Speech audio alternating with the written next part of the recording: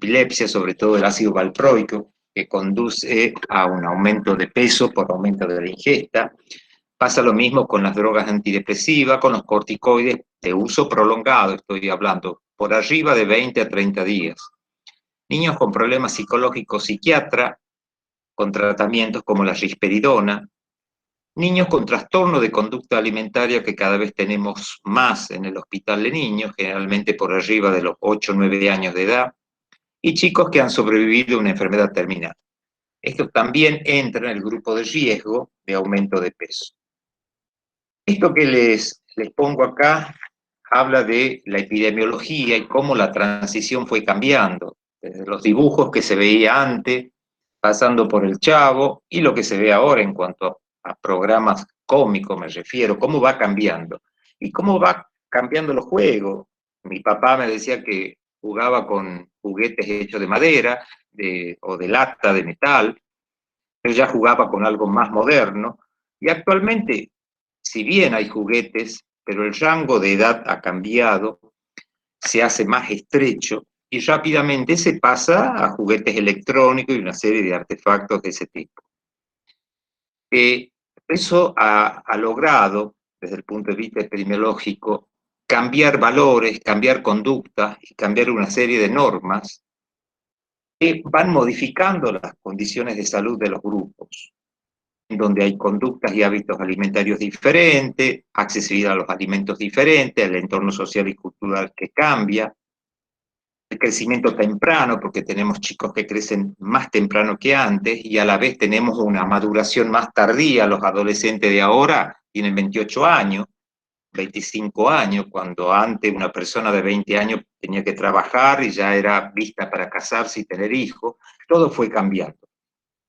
Por eso la obesidad no es un problema solamente del médico, es un problema de salud pública, en donde intervienen muchísimas variables. Y por eso es tan difícil el hecho de poder disminuir las cifras. Sigamos viendo las posibles causas, porque es necesario entender la obesidad, sabiendo las causas para poder hacer cambios.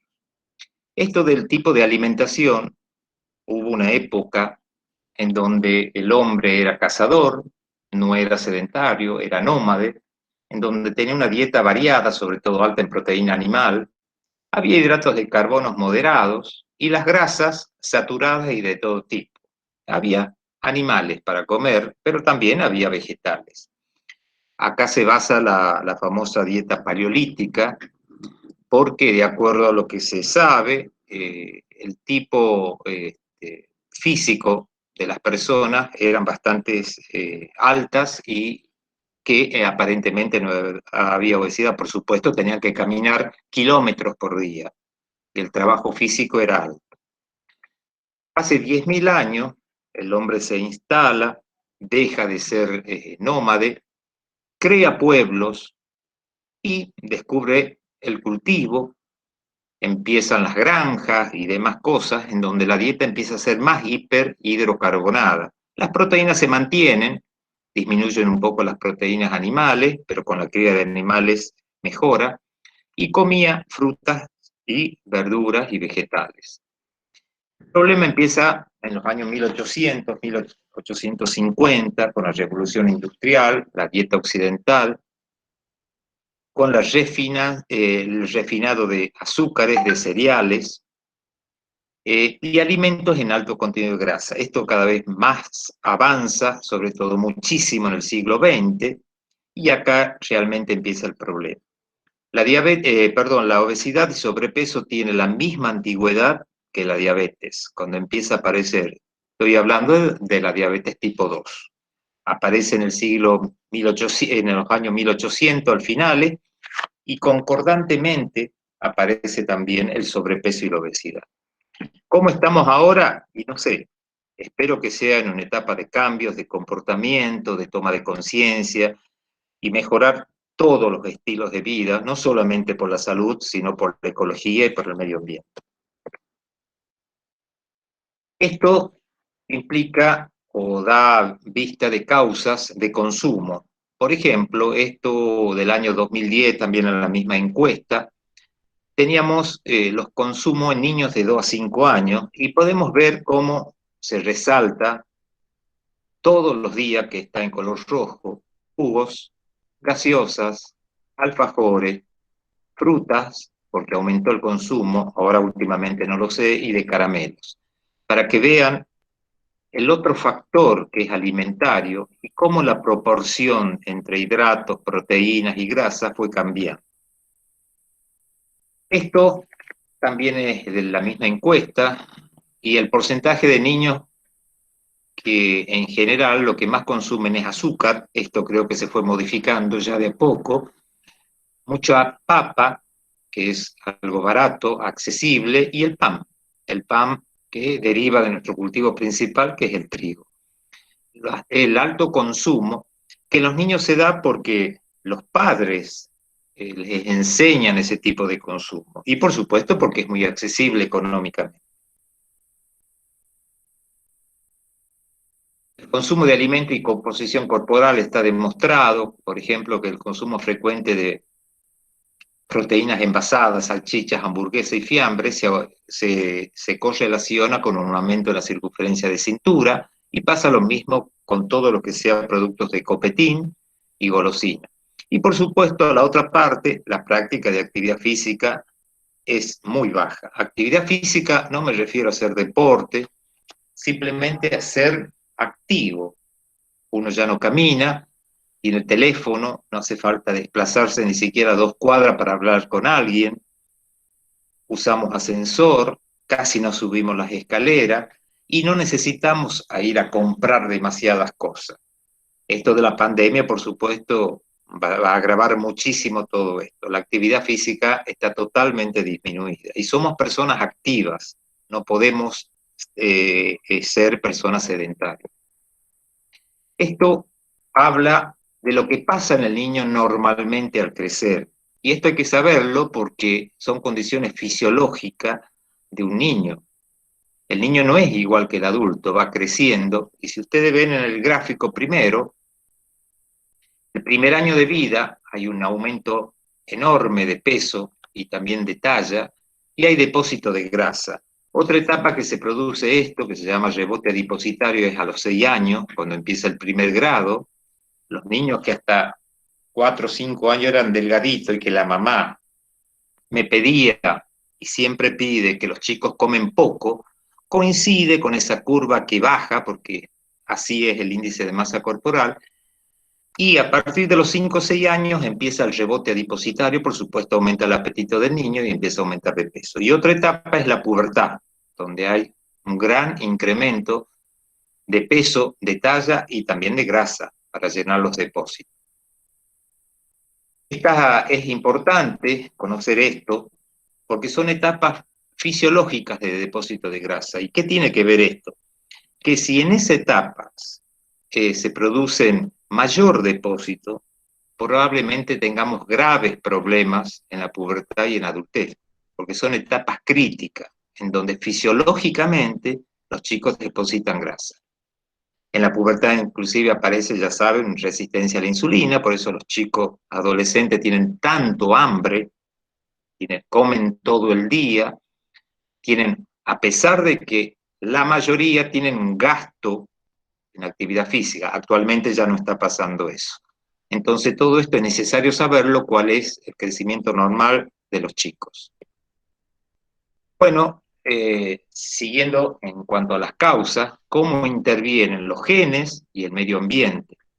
Ustedes saben que nosotros heredamos la resistencia a la insulina.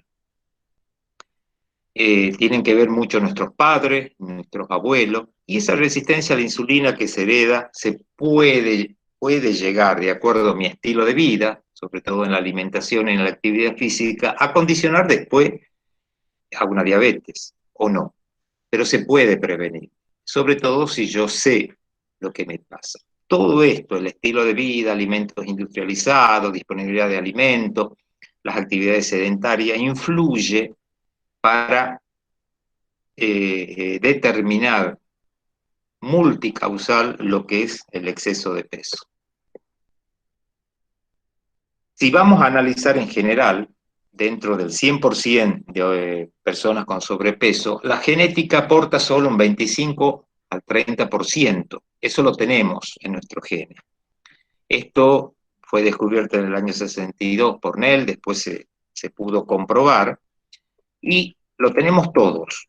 Supongamos que ahora por la pandemia cae un meteorito encima, no tenemos qué comer, queda menos personas, por supuesto, y si tuviéramos que comer, les aseguro, en donde encontremos comida, comeríamos. No solo mucha cantidad, sino prefiriendo el alimento con grasa. Porque la grasa a mí me sirve de protección y de defensa. Siempre voy a elegir eso. Estoy hablando en esa potencial catástrofe. No elegiríamos quizás carnes o verduras. Elegiríamos carnes con grasa o simplemente grasa. Esto está en nuestro genes. ¿Y por qué? Porque la obesidad es defensiva. La obesidad nos protege ante hambrunas y una serie de problemas que nos puede pasar. La obesidad es protectora, no solo en el hombre, cualquier animal, para lo que se puede venir y está siempre presente. El 30% lo heredamos, tenemos esto, que normalmente no lo vemos porque no tenemos grandes catástrofes, pero hay personas que lo tienen, digamos, como deformado y necesidad de comer y de comer y de comer. Hay un muy bajo porcentaje de obesidad monogénica, síndrome genético muy poco frecuente como el Prader-Willi. La causa endocrinológica del hipotiroidismo es bajísima, el 2%, o sea que no podemos echar la culpa que el hipotiroidismo y la tiroides me llevan a la obesidad. Y el resto, 30%, es complejo, porque esa obesidad se determina por el tipo de grasa, por la distribución. Por ejemplo, el hombre no tiene la misma distribución de grasa que la mujer y que el niño. ¿Quién aprovecha mejor la energía? ¿Quién es más eficiente en conservar la energía? ¿Quién tiene más gasto en reposo? De dos personas que duermen la misma cantidad de horas, una persona gasta más en reposo que la otra. Y eso también es difícil de determinar y somos diferentes. Bueno, la cosa es que todo esto, desde el factor ambiental, como la cantidad de comida, el costo, que es mucho más económico, sobre todo en alimentos que son ricos en grasas y en hidratos, los estilos de vida, la globalización, el uso de pantallas, conectarme con todo el mundo, ver lo que come todo el mundo, hábitos alimentarios que vamos cambiando, sedentarismo extremo y quizás alimentos de contaminación por la alimentación no solamente del ganado, de los pollos y una serie de cosas que es bastante discutible, pero condiciona todo esto que lleva a la fisiopatología de la obesidad y que es un verdadero rompecabezas y que de a poco se va conociendo. Quizás ya tenemos algunas preguntas que podemos contestar: ¿por qué? ¿Cuándo? ¿Desde cuándo? ¿Cómo? ¿Y dónde? Todos estos factores llevan a la causa de la obesidad, sobre todo infantil, y por supuesto a la del adulto. Esta teoría también, la hipótesis Bark, está aceptada, que los chicos que tienen retardo de crecimiento intrauterino, que nacen, son chicos que en la gran mayoría de los casos, más del 80%, van a terminar con enfermedades crónicas del adulto. Es como diciendo, cuando más pequeño estoy con poco peso, talla, como esta patología es defensiva, a largo plazo voy a tener más obesidad para defenderme, entre comillas, pero voy a tener más morbilidad. Y así, por ejemplo, de acuerdo a dónde se dé este RCU en el primer trimestre, por ejemplo, cómo van apareciendo diferentes patologías del adulto. Por ejemplo, en el primer trimestre el peso al nacer va a ser bajo, son armónicos, tanto en talla como en peso, pero terminan de adulto en hipertensión y ACV. En el segundo, si se produce ese retraso de crecimiento en el segundo trimestre del embarazo, estamos hablando cuarto, quinto y sexto mes, aparece la resistencia a la insulina, el peso también va a ser bajo, pero va a ser un niño más delgado. El peso al año puede ser normal, pero condiciona diabetes e hipertensión del adulto. Y si aparece en el último trimestre del embarazo el retraso de crecimiento, ¿cómo va cambiando? Son niños que tienen peso normal, son acortados, cortos en talla, y puede aparecer hipertensión, hipercolesterolemia, enfermedad coronaria. O sea, cómo en la panza de la mamá ese retraso de crecimiento, según en qué época se da, termino con una enfermedad crónica del adulto y de algún tipo diferente al otro. El problema de todo es esto que ya seguramente han escuchado en otras clases, el famoso tejido graso, que es un órgano en realidad, no es un tejido. Es un órgano que es bastante egoísta, que siempre trata de aumentar de tamaño. ¿Y por qué es egoísta y aumenta de tamaño? Porque nos defiende. Estamos hechos para eso, para que nos pueda defender de todas las noxas que me pueden pasar, como falta de comida y una serie de cosas. Trata de perpetuarse y aumenta de tamaño. Este órgano produce hormonas sexuales, ya hablábamos que produce estrógeno, y como por ejemplo en la posmenopausia, el estrógeno la defiende a la persona, a la mujer, inclusive le sirve, pero también explica pubertad precoz y pseudoginecomastia, por ejemplo, en los niños. También sintetiza nutrientes y enzimas que explicarían la resistencia a la insulina y todo lo que significa la dislipemia. Y también síntesis de receptores de sustancias relacionadas con la ingesta, que explicarían los procesos de inflamación crónica que condiciona la obesidad y todo lo que significa la alteración de insulina, glucagón, leptina, y explicaría también la hipertensión arterial, la enfermedad cardiovascular. O sea que el tejido graso, a pesar de que es defensivo y que no nos quiere hacer daño, puede llegar a producir todo esto si no nos damos cuenta y las causas que condicionan la obesidad se perpetúan. Este es el tejido graso que produce una serie de adipoquinas, y esas adipoquinas algunas son buenas y otras no tan buenas, que conllevan a la inflamación fundamentalmente, que son las citoquinas proinflamatorias. Acá están, es muy similar, como el adipo o las adipoquinas que produce ese órgano que hablábamos recién, me puede llevar a una serie de patologías, generalmente por inflamación, y que se pusieron muy de evidencia ahora con el COVID. Y este otro gráfico igual, la adiponectina es protectora, por ejemplo. Cuando baja la adiponectina, que es protectora, pueden aparecer las otras cosas. Pero todas las demás, sobre todo el factor de necrosis tumoral, que ustedes van a ver que se dosan inclusive en los pacientes con COVID y que aumentan, va a todo lo que significa inflamación en un amplio espectro del cuerpo humano. Esa es la inflamación de la obesidad. Y siempre nos hicimos muchas preguntas de la obesidad. ¿Cuál es la causa? ¿Será solamente la responsabilidad del individuo, por ejemplo? ¿Por qué hay tantos obesos en el mundo? ¿Por qué hubo aumento en los últimos 30 años? ¿Será que somos muy golosos y sedentarios? ¿Por qué tenemos bebés de madres quizá no con mucho aumento de peso en el embarazo, pero chicos macrosómicos, con peso alto, no solo al nacer, sino al año, con 12, 14, 16 kilos? ¿Qué pasa? ¿Qué estamos viendo y cuál es la causa? Muchas de estas preguntas ya fueron contestadas. Mucho de la causa de obesidad no es la única.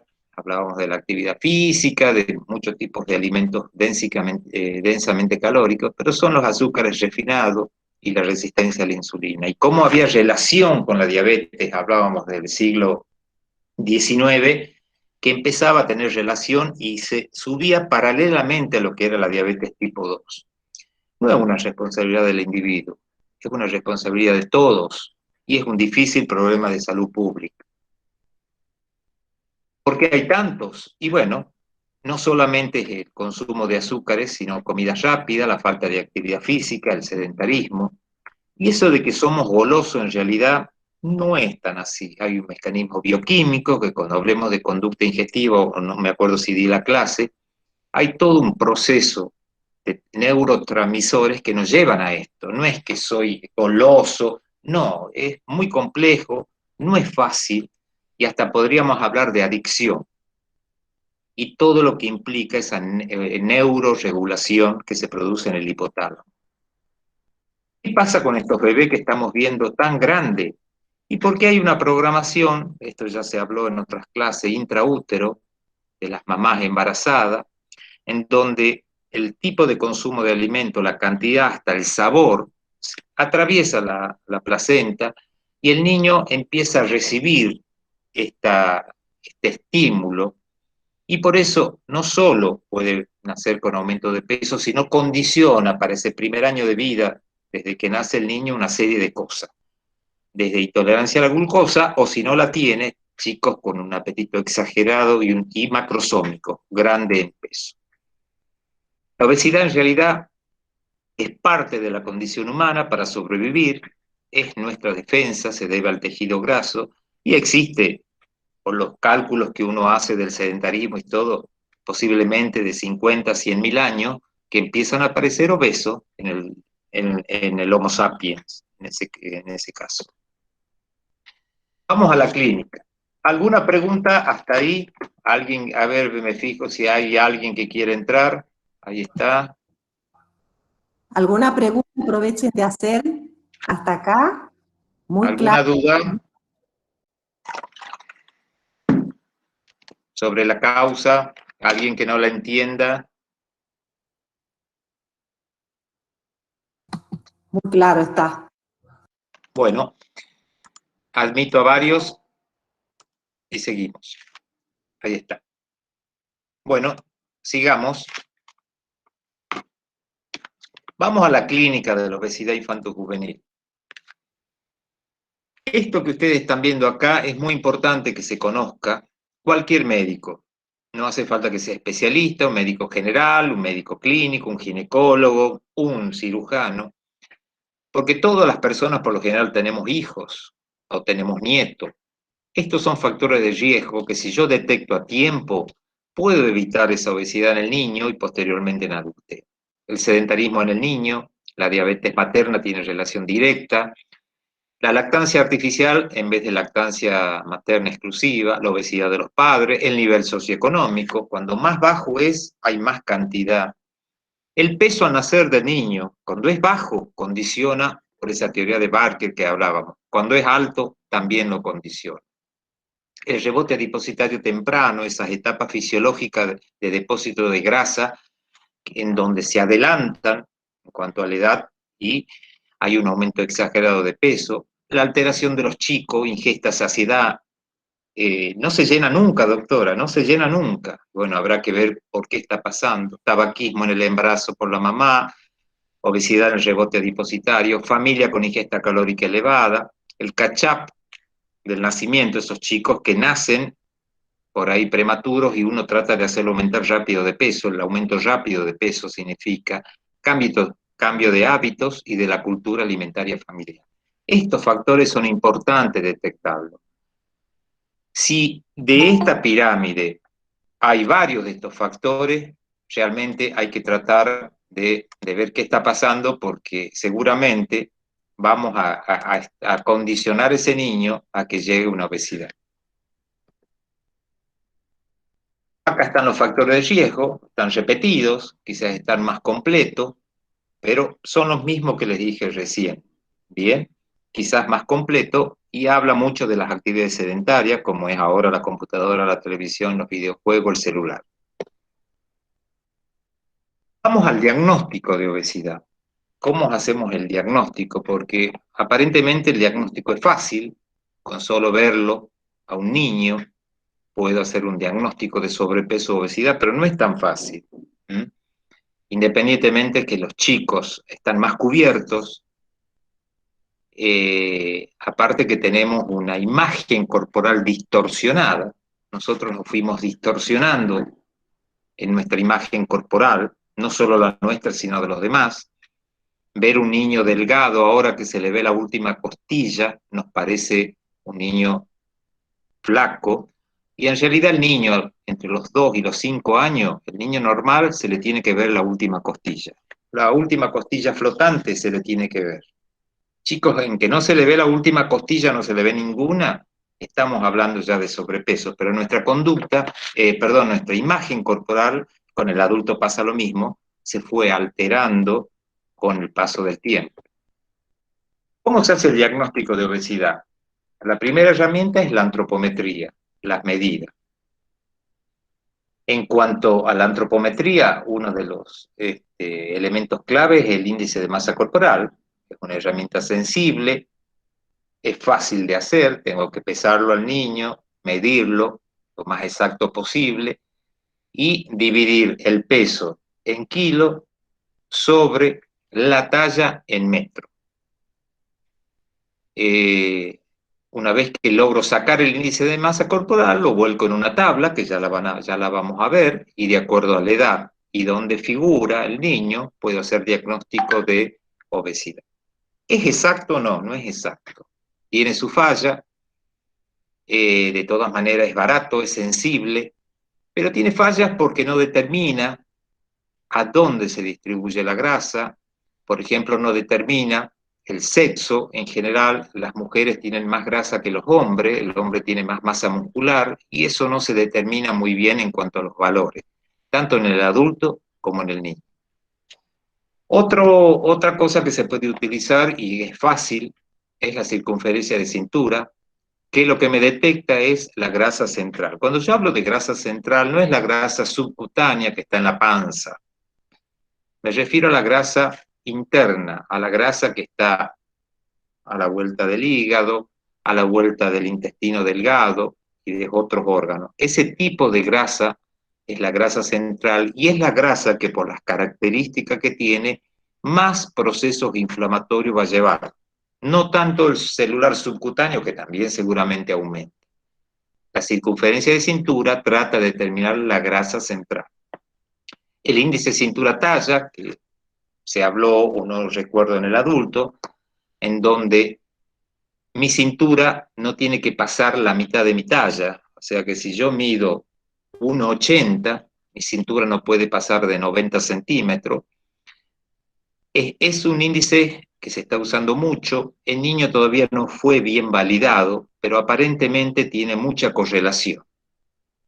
O sea, tanto niños como adultos, próximamente, una vez validado, se lo va a utilizar. Mi cintura no puede pasar más de la mitad de mi talla.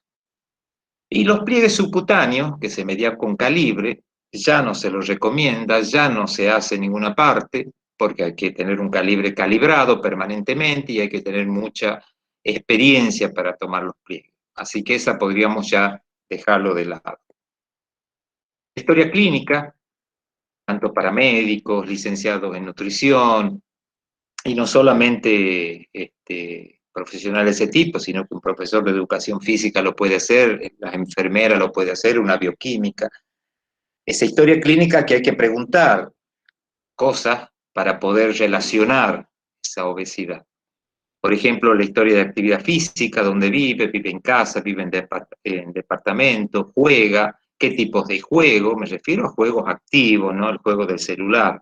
Anda en bicicleta, sube escalera, me acompaña a hacer las compras, tanto en la casa como en la escuela. Y esa es otra cosa que tenemos que cambiar. La escuela no puede tener una hora por semana de educación física o de actividad física. La actividad física debería ser en una escuela todos los días. No lo sé por qué no se lo hace, no lo entiendo, y no se necesita de profesores de educación física. Debería hacer el propio maestro o maestra. También el profesor, ya con algo más específico y en cuanto a la maduración social de niños, más determinado de acuerdo a la edad. Pero la actividad debería realizarse más seguido. A ver, voy a admitir acá. Bueno.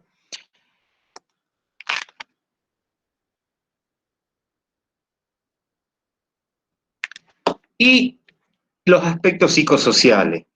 qué ha pasado al nacer, cómo fue el embarazo, las condiciones del paciente y su familia.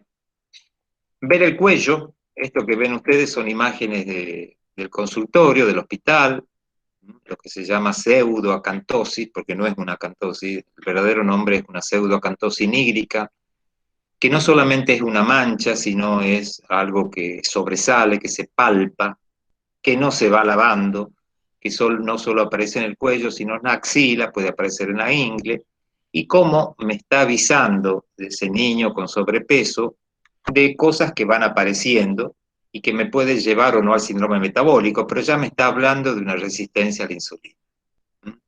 Es bastante específico, si bien tengo que hacer todos los estudios, pero me avisa de eso. Esto es, van a ver, muy común. Y esos chicos traídos por su mamá, cuando ustedes le piden a la mamá o a su papá que muestre el cuello, tienen igual que el niño. Y no se dan cuenta, no le llevan importancia, pero es una de las primeras miradas en los consultorios. Sigamos en cuanto a la historia clínica, las condiciones del paciente, si hay signos de obesidad en la familia, morbilidades, hipertensión, hubo infarto, hubo ACV, diabetes, hígado graso, comportamientos de la familia, cómo es la familia, tiene actividad física, son gente activa, y la disposición del paciente por el interés que trae y las motivaciones, que eso es muy importante para el tratamiento. Por lo general, los pacientes derivados que no vienen por su cuenta, es muy difícil que entablen una relación a pesar de que uno trata. En cambio, el paciente que viene por su propio medio o pidió ser derivado, el interés es diferente y las motivaciones son diferentes. Antecedentes perinatales del primer año, embarazo, tabaquismo materno, lactancia, tomó pecho exclusivo, usó biberón, leche de vaca, desde cuánto tiempo, cuándo se ingresó a la alimentación semisólida, a los 5 meses, a los 7 meses, con qué, de todo, lo que el papá me le daba, lo que el abuelo me decía que era mejor. Y por supuesto los antecedentes familiares en cuanto a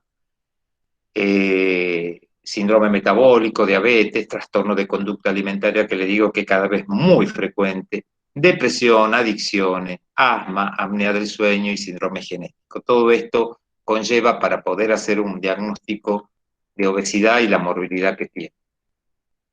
Los personales patológicos del niño, niños que han nacido con bajo peso, retardo de crecimiento intrauterino, RCIU, niños acortados, si hubo alteración en el crecimiento del primer año de vida, si hubo un peso excesivo, si hay aparte otras patologías como tumorales, infecciosas, epilepsia, medicamentos, psicofármacos. Y después pasamos a lo que es la ingesta alimentaria. ¿Cuáles son los hábitos de la familia más que todo, no del niño? ¿Qué tipo de alimentos? Frecuencia, cantidad, calidad y comensalidad. Calidad, proteínas, hidratos, grasa, cantidad, qué plato, mediano, grande, repite el plato, comensalidad, con quién come y dónde come. Una cosa es comer en un comedor, otra cosa es comer con la vecina y otra cosa comer con la mamá y el papá. Esto que les digo yo, por supuesto, ahora está muy condicionado, pero bueno, son uno de los factores que influyen en el niño en el hábito de alimentación.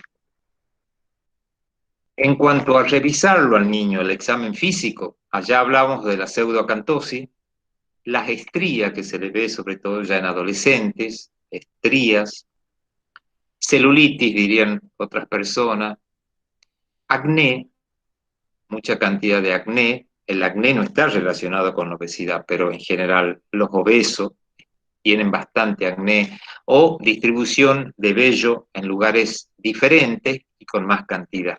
Palpación del cuello para ver después problemas como el SAOS, el síndrome obstructivo.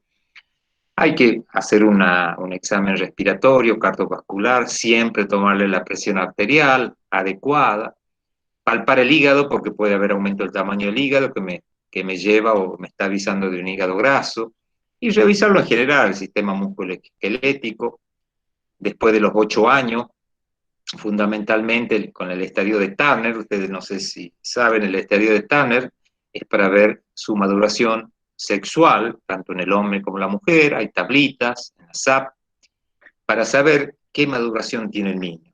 no se olviden que la obesidad puede adelantar la pubertad y puede dar otros tipos de trastornos que en otro momento lo vamos a ver. La distribución de grasa, dónde está la distribución de grasa del paciente y los problemas osteoarticulares que esta obesidad condiciona. Genuvalgo son las patas en catre. Puede haber dolores en la cadera porque se comprime la articulación, una serie de cosas que pueden aparecer como la PERTES y una serie de comorbilidades que lleva a la obesidad. Esta es la tabla. Esta tabla está en inglés, es de la OMS, BMI o índice de masa corporal, en este caso está rosa, y como no sé inglés, por eso me doy cuenta, pero girls es de mujer. En este caso, si ustedes se fijan, a su izquierda está la edad, está el índice, y abajo está la edad que va desde los 5 años hasta los 19. Hasta los 19 años se considera un paciente adulto. Entonces, hasta los 19 años, yo tengo que usar tablas. Después de los 19 años, saco el índice de masa corporal en cualquier persona y de acuerdo al rango que tiene, que normalmente es entre 18 y 25, lo normal, 25 a 30 sobrepeso, más de 30 obesidad y menos de 18 bajo peso, puedo estadificarlo. En los niños, se saca el índice de masa corporal y lo llevo a la tabla de acuerdo a la edad. Supongamos un niño de 5 años, saco el índice de masa corporal y que tendría que estar alrededor, en esta verde que dice 0, que es la mediana, para decir que está muy bien, alrededor de 15, 15 y medio. Cuando yo hago esa división del peso sobre la talla al cuadrado, ese número me da 15, y si yo lo llevo a la tabla, me está indicando que ese chico está dentro de un índice de masa corporal normal. A ver, están pidiendo admitir. Bueno, sigamos. Entonces, esta es la tabla. Bien. Si alguno tiene una duda cuando yo termine de la tabla, quiero que me avise. Bien. Esta tabla que ustedes ven figura el 0, que es la mediana. Después dice 1, 2 y 3. Y para abajo, menos 1, menos 2 y menos 3. Es una tabla que se expresa como desviación estándar, significa. Desde la mediana hay un desvío estándar para arriba, 2 desvíos estándar, 3 y para abajo. Si ustedes quieren comparar con las tablas en percentilo, se las puede comparar, es la misma tabla, nada más que expresada en forma diferente, y los percentilos son estos. El 0 es el percentilo 50, corresponde al percentilo 50 acá, el 1 al 85, el 97 al más 2, y el 99 al percentilo, al desvío estándar más 3. Y para abajo, menos 1, menos 2, menos 3, que es el percentilo 15, 3 y el percentilo 1. Esto un poco porque pueden tener la tabla expresada en desvío estándar como esta o en percentilo. Son las mismas poblaciones y son muy similares. Es más exacta en desvío estándar. ¿Y ahora qué significa? De acuerdo a donde cae mi paciente, una vez que saqué el índice, puede aparecer acá, por arriba del percentilo 3, del desvío estándar 3, es una obesidad mórbida.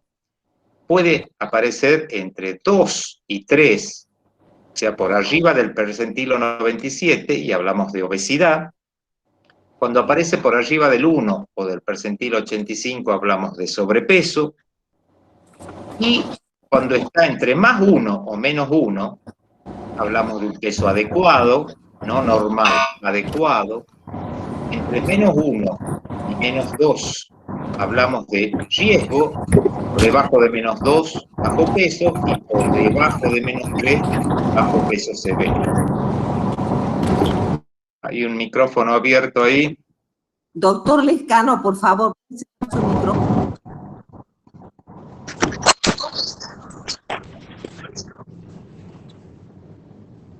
Bueno, continuemos.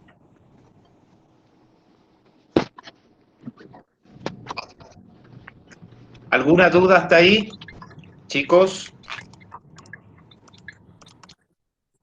ahí está, de nuevo. Ese es el índice de masa corporal y como yo, de acuerdo a donde cae mi paciente, puedo dar un diagnóstico antropométrico, no clínico, de obesidad.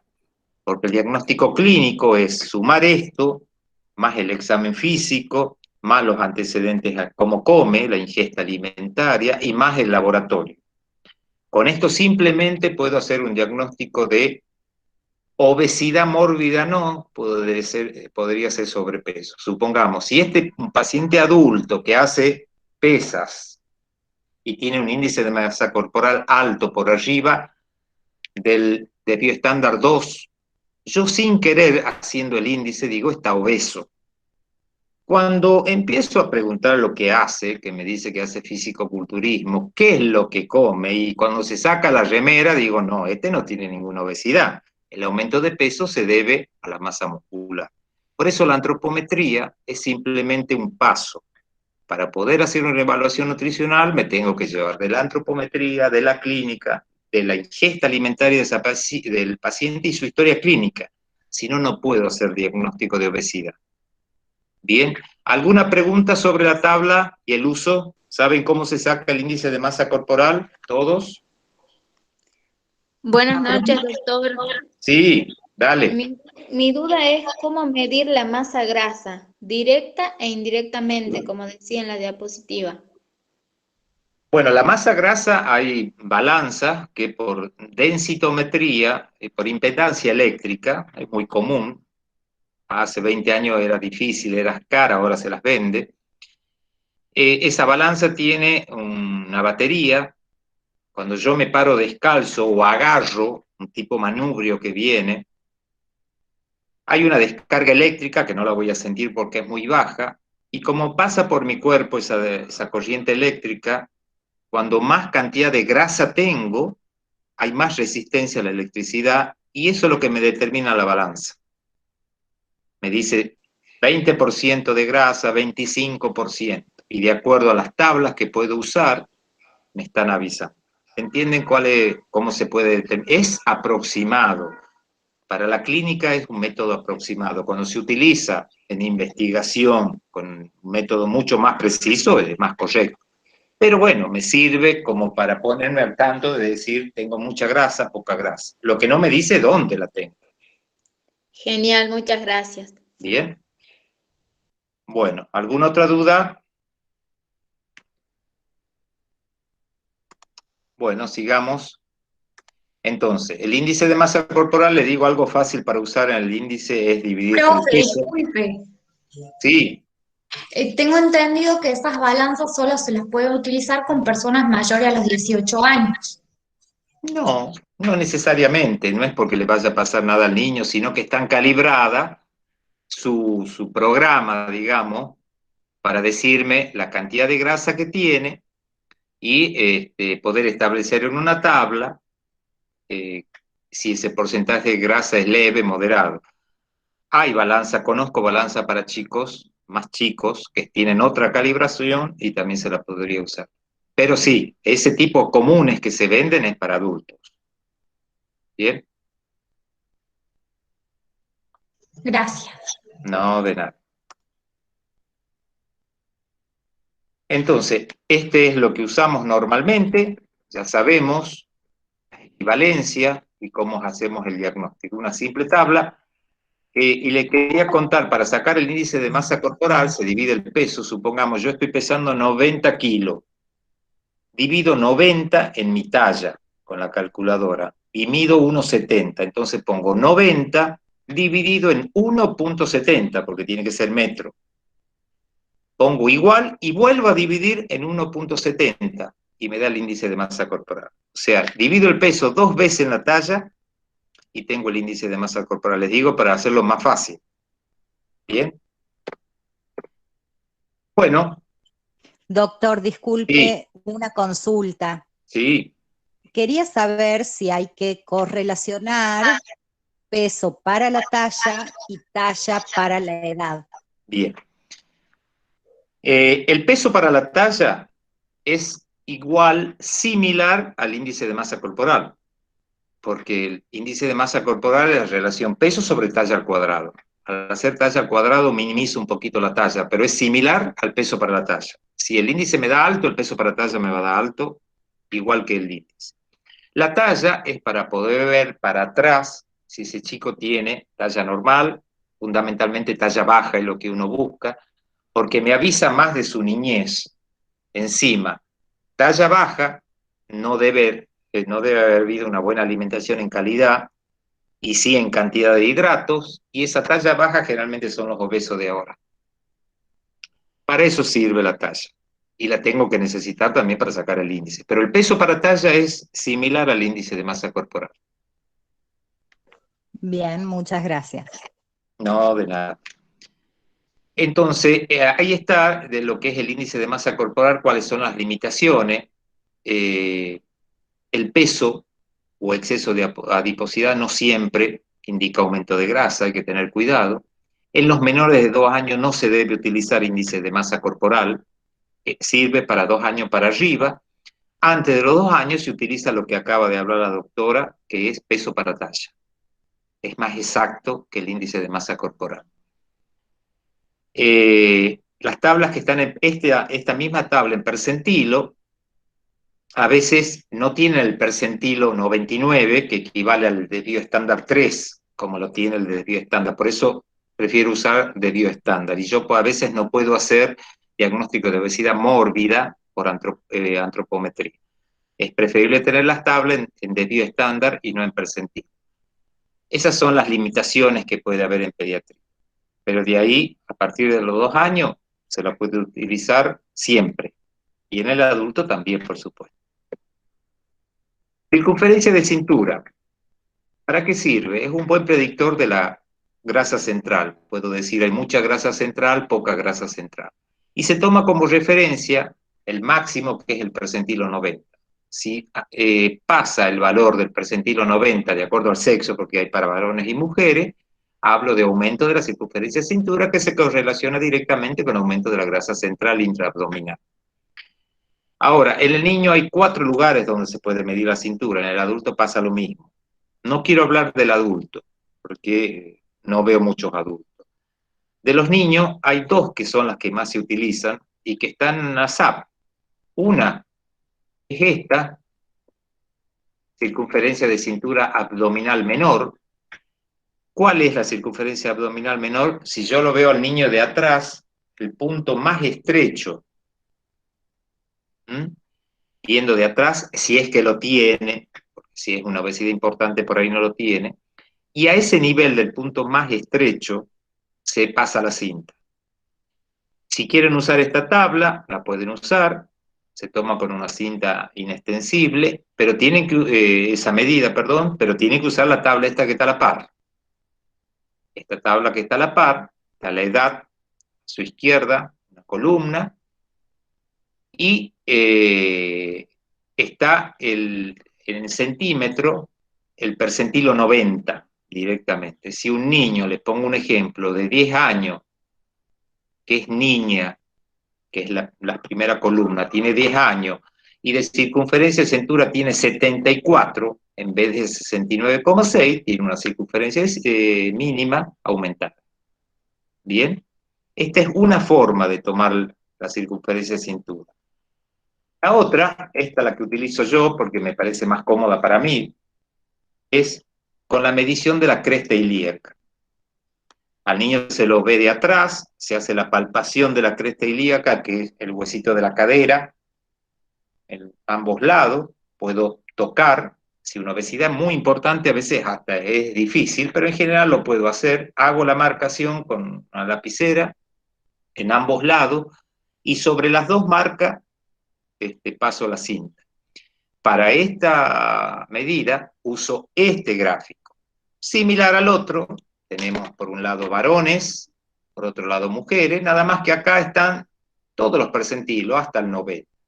Lo importante es que se habla de aumento de circunferencia de cintura cuando pasa también el 90. De todas maneras están todos los percentilos y acá las edades. Esta es la que utilizo yo, es más simple para mí, para hacerla, pero esta y la anterior están validadas y se la puede utilizar, cada uno con su gráfico. Bueno, pliegues, ya hemos dicho que no se lo hace más, se necesita mucho entrenamiento, los calibres para tomar pliegues son muy caros y tienen que estar calibrados permanentemente, ya no se utiliza, no hace falta. El índice cintura-talla, como les dije, es 0,5, lo normal, hasta 0,5. O sea que si mi circunferencia de cintura, tanto en niño como en adulto, es el doble, es más de la mitad de mi talla, estoy hablando de un aumento de la circunferencia de cintura. Eso lo pueden saber ustedes, de acuerdo a lo que miden, y tomándose la medida, ya pueden darse cuenta con este tipo de índice que es muy simple, es muy sencillo y bastante exacto. Bueno, laboratorio. Vamos al laboratorio. Ustedes ya han visto diabetes, ya han visto otras patologías. La glucemia basal hay que pedirla, que hasta 100 consideramos normal. No se olviden que cualquier glucemia realizada en cualquier horario por arriba de 200 es diagnóstico de diabetes. Se puede hacer la curva de tolerancia a la glucosa. Se puede hacer un dosaje de insulina basal en ayuna, que no hace falta normalmente. No haría falta en niños con sobrepeso y una obesidad diagnosticada en un CAPS, más para el especialista, porque no me va a ayudar demasiado. Ahí están los valores, diabetes por supuesto más de 126, el índice OMA que se puede pedir, y aparte de eso, los valores de grasa, colesterol total, HDL, LDL, lo que más interesa en realidad es el HDL, el colesterol bueno, porque si este está del valor normal por arriba, es bueno. Cuando está bajo el HDL, va a tener no una buena evolución. ¿Ah? Entonces, el hepatograma, GOT y GPT, ¿para qué se pide enzimas hepáticas? Normalmente una persona obesa con sobrepeso no tendría por qué estar alta, a no ser que el hígado graso haya pasado de esa etapa de infiltración grasa a una etapa de necrosis, esteatonecrosis, en donde ya se alteran las transaminasas, que son la GOT y la GPT. Ya me habla de un estadio de un hígado graso moderado. Perfil tiroideo, si puedo tener duda, porque en el paciente puede haber baja talla, o un retraso madurativo, un crecimiento lento, si no, no haría demasiada falta. Todo va a depender del examen completo. Y la ecografía abdominal, que tampoco se utiliza simplemente, yo la utilizo para demostrar la presencia del hígado graso y me sirve como método de que la mamá o el papá ve ese hígado graso y realmente toma dimensión del problema de su hijo. Es un método más de ver algo, esa grasa central y cómo está aumentada, y ahí toman la dimensión, porque los papás por ahí, su imagen corporal ya están acostumbrados a verlo a ese niño, y no les parece que está con mucho peso. Sin embargo, cuando ven una ecografía con un hígado graso importante y dice en el papelito, ahí toman realmente la dimensión de la patología. Algunas consideraciones que produce la obesidad. Cada vez aparecen a más temprana edad, no solo la obesidad, sino la insulinoresistencia y después la posterior diabetes tipo 2. A mayor grado de sobrepeso y obesidad, mayor resistencia a la insulina, eso ya lo sabemos, es directo. Más aumento de peso, si yo ya tengo resistencia a la insulina, cada vez va a haber más resistencia a la insulina. Se sabe que si la distribución del tejido adiposo en exceso es a nivel central, mayor resistencia a la insulina, ahí está la circunferencia cintura para determinarlo. Cuando la grasa se deposita en lugares anómalos, que normalmente no se deposita, uno es el hígado, el otro es el músculo, seguramente va hacia el síndrome metabólico, si no se actúa antes, y que la actividad física mejora siempre el transporte de glucosa a nivel muscular y evita su acumulación. La actividad física es clave en la diabetes, por supuesto, y en la obesidad y en el sobrepeso. Estas son cosas que hay que tratar de tenerlas en cuenta porque ayuda mucho en el tratamiento de ese paciente. Bueno, las complicaciones de la obesidad, síndrome metabólico, como vamos a hablar en otro momento, porque es largo, lo vamos a definir y vamos a hablar sobre el síndrome metabólico en el niño, que es similar a la del adulto en cierto sentido. Pero otras complicaciones son respiratorias, hay niños y adolescentes que tienen síndrome obstructivo del sueño de SAO, que van a tener una clase sobre eso del adulto, ya la vamos a tener este año, que es una obstrucción que puede ser completo o parcial, que se asocia con falta de ventilación, apnea, hipertensión arterial y una serie de patologías, y por supuesto un trastorno de la conducta al otro día de un paciente que no duerme bien, que tiene muchísimos episodios de apnea, que no se concentra, que le duele la cabeza, una serie de alteraciones. También se ven los chicos, y cuando son obesos, estamos hablando en los adolescentes del 30%. Aparte no se dan cuenta, o la mamá no se da cuenta de lo que tiene su hijo, y a veces se asocia a ronquidos, respiración dificultosa. Por supuesto, tengo que dejar de lado el diagnóstico de que haya un niño adenoideo, ¿no? Una hipertrofia adenoidea, pero si no hay nada de eso, puede ser este tipo de patología que cada vez está aumentando más. ¿Ah? No existe nexo entre el asma y la obesidad. El asma, la obesidad no da asma. Lo que sí, el asma va a aumentar las morbilidades de la obesidad y va a condicionar mayor inflamación. Otras complicaciones, bueno, ahí está el SAO, el síndrome de Piwik, ahí está lo que hablábamos del SAO ronquido, respiración bucal. Hay que descartar, si es respiración solamente bucal y otra cosa, la hipertrofia adenoidea. Pausa respiratoria, cefalea, mal rendimiento escolar, enuresis nocturna. Síntomas que a veces aislados no me llevan a pensar que todo es consecuencia del sobrepeso en ese chico. Entonces hay que empezar a tenerlo presente porque los pueden tener. Bueno, la esteatosis del hígado graso, bien. La esteatosis hepática actualmente es la primera causa de cirrosis, ya no es el alcohol. Estoy hablando del adulto. Ante alguien con cirrosis, le poníamos la cruz, es alcohólico. Ahora la primera causa de hígado graso de la cirrosis es el hígado graso por la obesidad. Bueno, la elevación de la gotila GPT, ya hablábamos que hay necrosis, que puede terminar en la cirrosis. Y el diagnóstico a veces se llega tarde, porque pasa desapercibido un poco de dolor, y los diagnósticos de hígado graso moderado severo puede llegar tarde, así que hay que tener cuidado.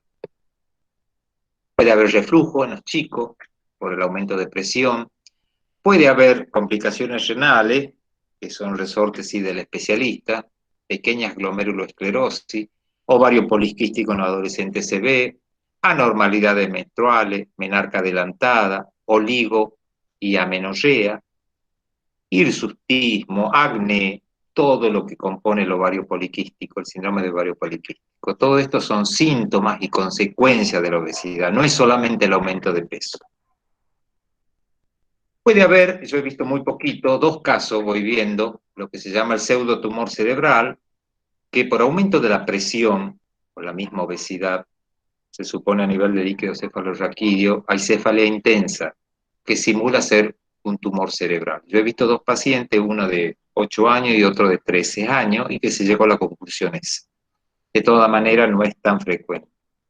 Hipertensión en los chicos, debido a la resistencia a la insulina, esa inflamación crónica que produce el adipocito, dislipemia, aumento del colesterol, triglicéridos, el HDL sobre todo baja, y está asociado a ese tejido adiposo egocéntrico aumentado de tamaño a nivel visceral y central. Miren, si tuviéramos que hablar de complicaciones, la obesidad tiene más de 200 complicaciones, desde pequeñita, muy pequeñita, hasta complicaciones grandes. Un poco para que tengan idea de todas las complicaciones que da. No se olviden de todo lo que produce desde el punto de vista de salud mental, la obesidad, depresión, maltrato, discriminación, sobre todo en los chicos más grandes. Pero también la autoestima baja, porque se comparan, dermatitis de todo tipo, piel seca, lesiones, estría, hígado graso, terminan en cirrosis, por supuesto, en el adulto, trastornos menstruales de todo tipo, con dolor, con prolongación de la menstruación, amenorrea, una serie de cosas, genuvarum, que es la pata de Catre, que se va de a poquito dando por el sobrepeso, y puede haber algo genético también. Apneas del sueño, ya lo hablamos, agrava el asma, hipertensión arterial, diabetes tipo 2, hiperinsulinismo, que lleva a otras consecuencias, alteraciones en las grasas, dislipemia, epifisiolisis de la cadera, PERTES. Bueno, miren, acá faltan un montón de causas, de morbilidades más, pero todo esto lleva a la obesidad. De a poco, no duele, porque se va instalando de a poco. Yo estoy bien, tengo sobrepeso, mi hijo también, vivimos tranquilos, nos damos los gustos y estamos bien.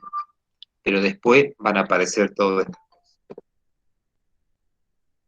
Bueno, ¿alguna duda hasta ahí? Sí, ¿Alguna acá, duda? Sí. mira, acá hay una pregunta de Carolina que dice que desde qué edad se puede indicar la prueba de tolerancia oral a la glucosa en un paciente con insulinoresistencia, si la insulina es fidedigna, y dice que vieron en el servicio chicas con acantosis, que es lo que vos comentaste, pero con peso normal. ¿Y cómo se valorarían esas niñas? Bueno, en cuanto a lo de la valoración de la prueba, te la dejo más a vos que haces diabetes. Creo que se lo puede hacer en los niños, las dosis adecuadas, por supuesto, en cuanto a la cantidad de azúcar o de glucosa que le tengo que poner. Pero se lo puede hacer perfectamente. Lo que pasa es que en los chicos, darle de tomar, depende de la edad, ese líquido, por ahí no es fácil como en el adulto. La insulina va cambiando en cuanto a aumento de edad de los niños. Hay una resistencia a insulina máxima o determinada edad y depende de cada chico. Entonces, en base al examen físico, al estadio de Tanner, uno puede inferir cuál debería ser su insulina. De todas maneras, no es exacto. La insulina no nos sirve para decir gravedad o no, en realidad. No nos sirve como para determinar este va a ser diabetes o este no, tampoco me sirve para pronóstico.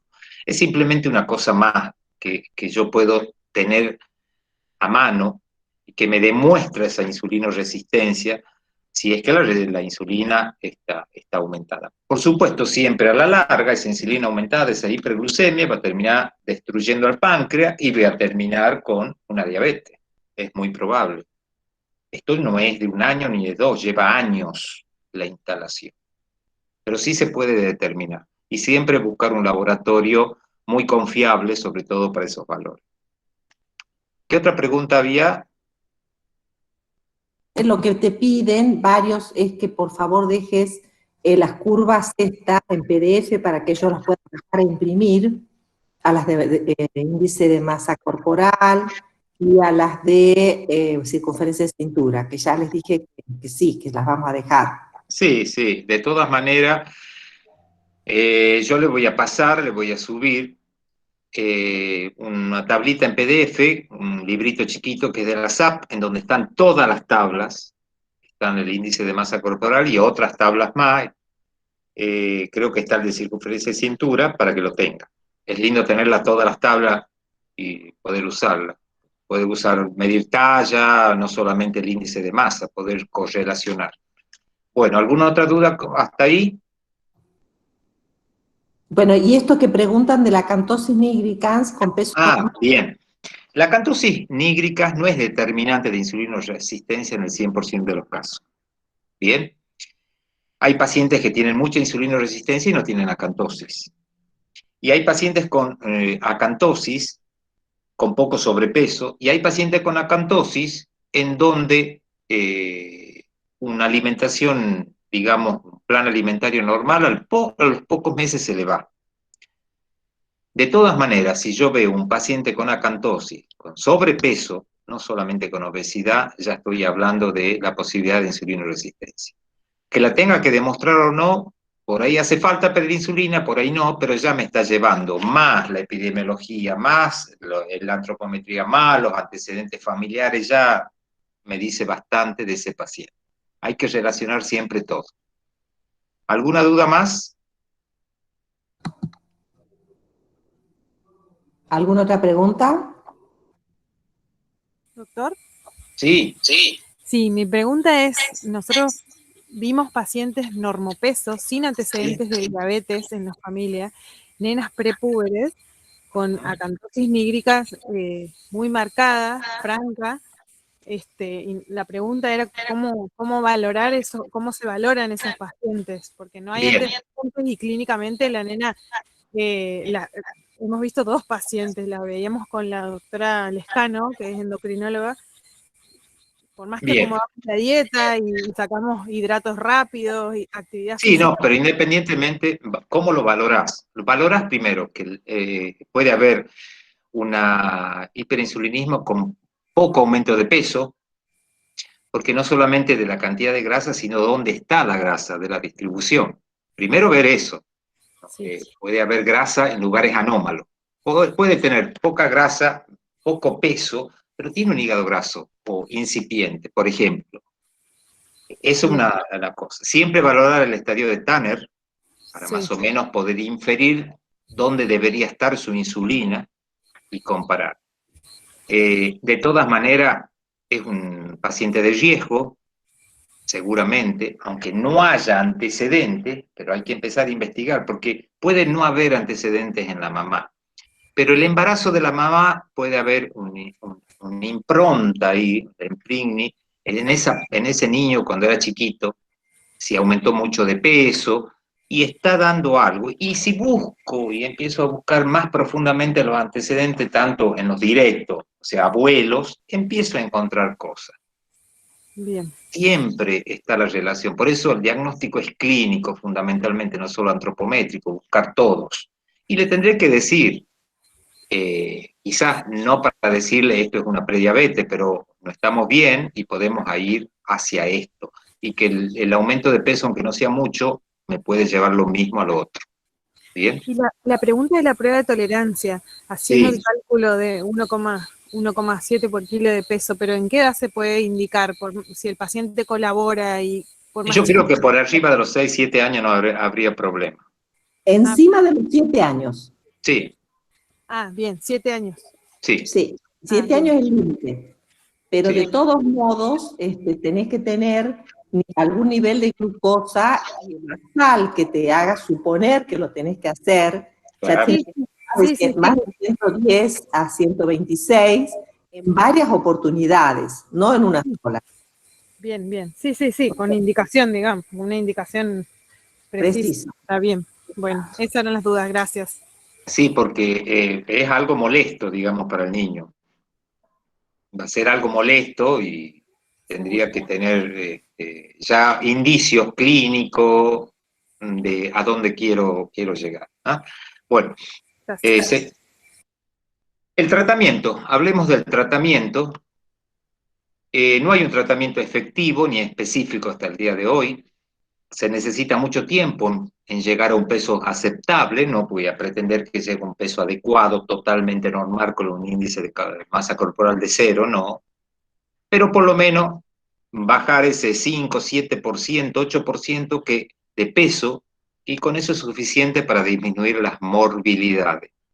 Siempre va a ser por mucho tiempo, hay que tener mucha flexibilidad, paciencia, si se trabaja en equipo es mucho mejor, con psicólogos, con endocrinólogos y con otros que pueden acompañar, un dermatólogo y un cardiólogo y una serie de especialistas. Pensar que el plan alimentario, que ya no se llama dieta, sino plan alimentario, no puede haber restricciones antes de los 2 años, para nada. Después de los 2 años sí podemos hacer algunos cambios. Lo más importante es tener una intervención temprana, realizarla por etapas, con frecuentes controles, para ir cambiando las conductas, porque el tratamiento conductual en estos chicos y en el adulto pasa lo mismo, es lo más importante en cuanto al tratamiento. En realidad el objetivo del tratamiento de la diabetes El principal es disminuir el riesgo de morbilidad, promover un estilo de vida con alimentación sana, variada y actividad física regular. Ese es el objetivo principal, más que bajar de peso. El secundario sería lograr un peso un poco más aceptable, pero el objetivo siempre es bajar la morbilidad, que se mejoren una serie de factores, que se vea mejor su imagen, y seguramente se va a lograr el secundario, que es un peso más aceptable. No pensar como primario el hecho de bajar de peso, porque si no, no lo vamos a lograr. Este es algo que sirve desde la SAP, como un niño que tiene entre los 2 y 19 años, si tienen puntaje Z entre 1 y 2, hablamos de sobrepeso, y la alimentación tiene que ser alimentación normal, saludable, eso es todo, y control. Cuando el puntaje Z pasa del +2 o el percentilo 97, si no hay complicaciones, tratar de mantener ese peso. Fomentar más actividad física también podría ser necesario. Ahora, cuando ya hay complicaciones por la obesidad, todas esas que vimos, sí tendríamos que decir, bueno, tenemos que disminuir algo de peso para lograr el primer objetivo que hablamos. Pero si ustedes se ponen a ver, en la mayoría de los chicos, con solo tratar de mantener el peso 1, 2, 3 meses, voy a empezar a cumplir los objetivos. No hace falta de ponerlo menos en planes estrictos de bajar de peso. El adulto tampoco, ¿no? Eso se ha visto que no sirve para nada. Así que esto es importante, el algoritmo, y esto lo atiende el médico de atención primaria de la salud. No tiene por qué el médico generalista, no tiene por qué ir a un especialista al principio. Bueno, todo lo que da la insulinoresistencia, dislipemia, hiperglucemia, estado proinflamatorio, riesgo de cáncer, hígado graso, ovario poliquístico, diabetes tipo 2, eso ya lo saben, cuando se habla de diabetes y todo eso, en el niño puede pasar exactamente lo mismo. El tratamiento son 4 pilares básicos. La alimentación, por un lado, modificación de conductas y hábitos, en que creo que eso es lo más importante y eso es lo que se mantiene en el tiempo. Actividad física, que se debe aumentar, ser activo, no es que haga deporte, y disminuir el sedentarismo, que va de la mano de la actividad física. Si yo aumento la actividad física, puedo disminuir el sedentarismo o conducta sedentaria, estar como ese niño viendo televisión y comiendo. Eso tendría que tratar de disminuir. El plan de alimentación. Lactancia materna en lo posible cuando es bebé, un adecuado destete, una adecuada alimentación complementaria, eso ya hablamos, no de todo, y chocolate, hacerle probar jugo y golosina, sino mejor, más adecuada. Nunca sobrealimentar, ni castigar, ni recompensa por la comida. Horarios, después del año el niño ya se adecúa a los horarios de la familia, ya no es anárquico, ya tiene que adecuarse él a la familia, no a la familia a él. Alimentos naturales, preparados en casa, evitar comida chatarra, comida rápida, comer junto a la familia, es muy importante, por lo menos una comida, ya sea almuerzo o cena, con toda la familia. Permitir al niño elegir sus alimentos, aunque yo crea que no es bueno, dentro de lo que yo sirva, que elija, y evitar el no, no, sí, sí, permanentemente. Involucrar a los padres, sobre todo a los menores de 12 años, para que aconsejen, no con conductas restrictivas ni retando, sino hablar del tema de comida y no irse al extremo también de hablar todo el día porque terminamos en trastornos de conducta alimentaria. Las porciones de fruta y verdura serían 5 lo ideal, con que haya 3 ya me doy por hecho. Dar agua, sacar tantas bebidas azucaradas y tratar de siempre tener un desayuno. De no, esos niños ahora que se levantan no desayunan, y desayunan en el primer recreo, galletitas, alfajores, chisitos, lo que sea. Eso en la primera parte. En la parte 2, si esto va mejor, se puede establecer mediante un recordatorio alimentario, que ya la próxima clase vamos a tener una licenciada de nutrición que nos va a hablar algo de esto. Reducir calorías muy poquito, 200 calorías en el día, que no es mucho, no hacer dieta súper restrictiva, disminuir sobre todo alimentos de alta densidad calórica, con eso es suficiente. Si yo saco Azúcar, saco el alfajor, si saco el chisito ya estoy reduciendo las 200 calorías, porque eso comen todos los días. Con esas solas cosas yo puedo empezar a disminuir las calorías, que son muy poquitas. Personalizar cada familia, cada niño, y por supuesto que el tratamiento sea familiar. El niño no puede hacer este plan y el papá y el hermano involucrar a la familia. Esto es en cuanto a la ingesta de fibra, de las recomendaciones de la Academia Americana de Pediatría. Lo importante es esto, que hasta los 2 años no hay que superar 1 gramo cada 100 gramos de alimento, porque mucha fibra en un niño, eso lo hablamos en la alimentación, me va a dar mala absorción de alimentos nobles, sobre todo hierro, zinc y todo eso. Después de los 2 años, ya se puede sumar 5 a la edad cronológica, por ejemplo, un niño de 5 años podría consumir 10 gramos de fibra por día y tratar de que sea variada entre verduras, frutas, cereales integrales, que son muy importantes, empezar a aconsejar a consumir el arroz integral, la papa con cáscara, una serie de trucos que ayudan muchísimo a la alimentación o al plan saludable de alimentación. Modificación de conducta. Esto quizá es lo más importante. Para eso necesitamos entablar una relación con el paciente bastante amena, muy empática, dar diagnóstico quizás no en la primera consulta, sino en la segunda, al paciente que está realmente interesado. No nos olvidemos que siempre los pacientes comen poquito, siempre subestiman la cantidad de comida, y no solo la cantidad, sino la calidad de comida.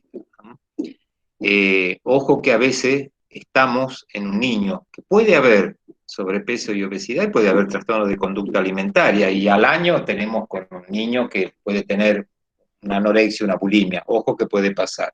Y también los más típicos son los atracones, comedores nocturnos, ese tipo de cosas. O sea, tener muy presente que puede haber trastornos de conducta alimentaria. El tratamiento siempre es individual, llevando deseos, necesidades y pasos que el paciente expresa, haciendo un acuerdo entre el paciente. Mira, por lo menos empecemos a cambiar algunas cosas y por lo menos a mantener el peso. Si en un mes tenés el mismo peso o has bajado 200 gramos, bueno, buenísimo. Creo que es la forma más adecuada. De todas maneras, siempre el tratamiento es individual. La motivación es muy importante, motivar, aunque sea pequeños cambios de conductas, cambios en el peso, por supuesto, si lo tiene. Y estas conductas, hay varios pasos, por ejemplo, aprender a que se monitoree, pero que no sea obsesivo, porque nos vamos a los trastornos de conducta. Tiene que ser algo flexible, liviano. La educación a los padres, eso sí es importante, hablar con los padres. Estas son consultas de 2 horas, les aviso, ¿no? Fácil, cuando lo hago bien, o mínimo 1 hora y media. Disminuir estímulos a la ingesta con dulces, chocolates, gaseosa, comportamientos al comer, en la boca, masticar más veces, comer lentamente, y establecer cambios de actitudes, cambiando los informes negativos en hechos positivos. Si no aumentó de peso y han pasado 2 meses, pero estamos de 10, aparte como te has crecido, porque el niño crece, el mismo peso de hace 2 meses y más talla, el índice me ha caído. Y eso es algo muy importante, quizás no para el niño, si es pequeño, sino para sus padres. Y si es adolescente, también para el paciente. Tratar de disminuir las comidas fuera del hogar, ayudar a la familia a cambiar todos los hábitos, ver quién vive en la casa y cómo podemos ayudar. Para eso están las técnicas de autocontrol, automonitoreo, las técnicas de reestructuración cognitiva. El paciente se da cuenta de sus emociones y su pensamiento y por qué come a veces. Se empieza a dar cuenta que cuando está triste, come más dulce o desea más dulce, todo eso que hablamos de la conducta ingestiva, y esa reestructuración cognitiva y por qué se da cuenta lo ayuda a mejorarlo, lo ayuda a cambiarlo. Pero esto tiene que ser de a poco. Detectar pensamientos automáticos negativos, como analizar, cambiar, sustituir creencias en toda la familia. Y muchas técnicas como focos de trabajo, mejorar la autoestima. En el adulto se hace grupos de trabajo de autoayuda. Y manejo de dificultades. Otras conductas alternativas, en vez de comer por ansiedad, hacer otra cosa. Todo eso que sirve para el manejo del estrés, regulación de los afectos, tiene mucha importancia la comida y el afecto, no se olviden de eso, hace que todas estas técnicas conductuales quizás a largo plazo es el mejor tratamiento, pero lleva tiempo y bastante dedicación. Siempre hay que seguir la evaluación, no deja pasar 6 meses, sino un control al principio cada 15 días, después al mes, una vez al mes. Es muy importante resaltando los cambios y los feedback producidos de cada paciente. Reducir el sedentarismo, y para eso es poner límites a las pantallas, a la televisión 2 horas por día. A los menores de 2 años nunca hay que darle celular ni hacerlo ver televisión, eso siempre se dice, no sé si se lo hace. Y tratar de, por ejemplo, retirar la televisión de la habitación, eso es un muy buen método. No le gusta al niño, no le gusta al padre, pero después al hacerlo se dan cuenta que no pasó nada. Pero es una forma importante de reducir el sedentarismo. Por supuesto, la actividad física incrementada. En el niño tiene que ser a través de juego, tiene que ser flexible, al aire libre, porque no solamente va el juego, sino la sociabilización, caminatas, corridas, juegos de pilladita, de escondida, de una serie de cosas. Para eso tengo que estar el padre dispuesto, la mamá dispuesta. Si son actividades grupales, mucho mejor, nunca competitivo, la competición después de los 10 años, si antes no, y por lo menos acumular de ese niño activo por lo menos 1 hora por día y varios días a la semana, ya está, ya hemos logrado muchas cosas. Salir a caminar con la mamá, hacerlo aprender que anda en bicicleta, acompañarlo, yo también tengo que andar en bicicleta, y una serie de cosas que van a ser importantes.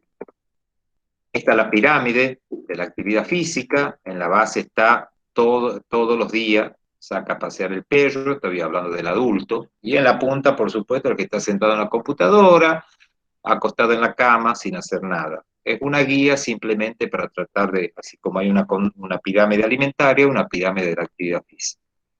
Ustedes mismos pueden, en base al cuadrito que está arriba a la derecha, saber si son individuos inactivos totales, esporádicos, constantes o exitosos. Ustedes mismos pueden hacer su diagnóstico en base a eso. No se olviden que la actividad aumenta la masa muscular, disminuye la grasa visceral y también muscular, y disminuye la resistencia a la insulina. Es clave la actividad física. No es lo único, pero es bastante importante. Bueno, farmacología, sibutramina, ya está prohibido, no se la debe utilizar. Orlistat solamente en los comedores compulsivos. El Orlistat es un medicamento que, una vez que yo como grasa, hace una quelación de la grasa, y la grasa, en vez de absorberse, pasa derecho al intestino grueso con dolor de panza, con gases. O sea, es una terapia conductual, porque si yo sé que tomo esta medicación y sé que si como grasa me va a pasar eso, trato de no comer. ¿En dónde sirve? En el comedor compulsivo, y en algunos chicos compulsivos podrían dar.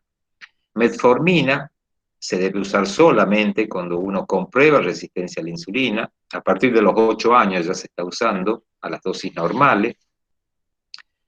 Y puede ayudar en algo. Siempre la metformina, cuando se le empieza a usar, hace bajar de peso el primer y segundo mes.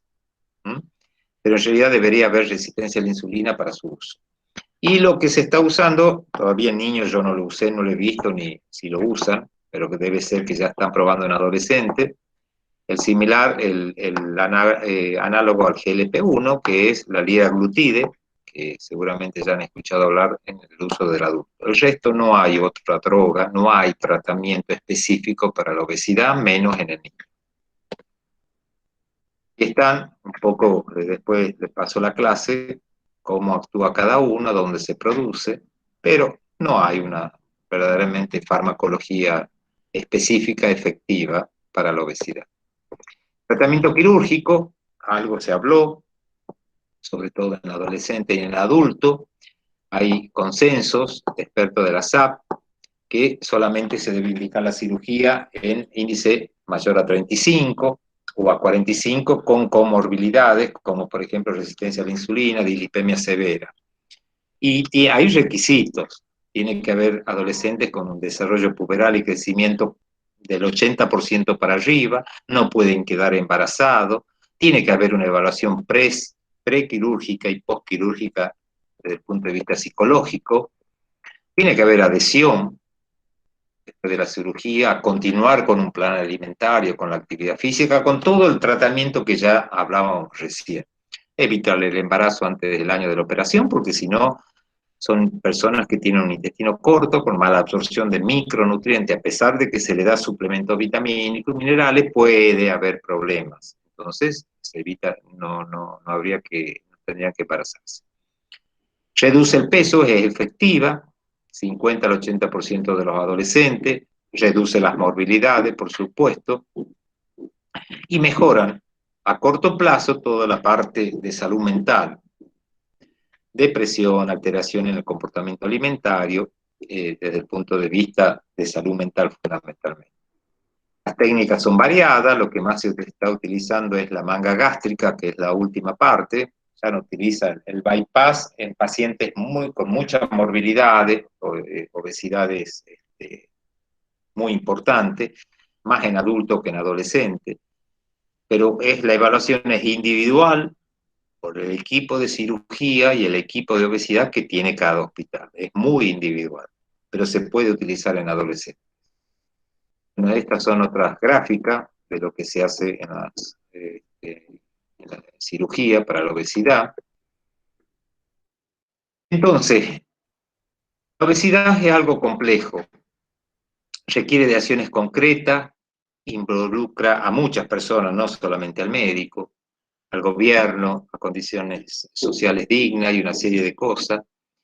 La carga global de obesidad implica mucha responsabilidad y podemos actuar en diferentes puntos de este semicírculo o óvalo que tenemos ahí, desde lo político, en el acceso al alimento, la calidad nutricional, cuidado de la salud, desde lo económico, desde la actividad física. O sea, tenemos múltiples entradas y variables para tratar de modificar. Hay países que ya lo están haciendo.